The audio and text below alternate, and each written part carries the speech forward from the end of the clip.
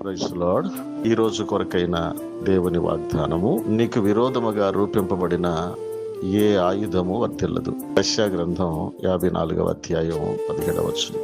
దేవుని జనాంగం, మనము సేవిస్తున్న దేవుడు సైన్యములకు అధిపతి, బలవంతుడు, శక్తివంతుడు. ఆకాశం ఆయన సింహాసనం, భూమి పాదపీఠంగా చేసుకొని నిన్ను నన్ను బలపరుస్తూ భద్రపరిచే దేవుడు. మనకు విరోధంగా ఆయుధాలు కానీ, మనకు విరోధంగా ఆలోచనలు కానీ ఏమి లేచినా వాటన్నిటిలో నుంచి మనల్ని విడిపించి బలపరిచి గొప్ప చేసి ఆ దేవుని వాగ్దానం ఈరోజు మనందరి జీవితంలో నెరవేరునుగాక.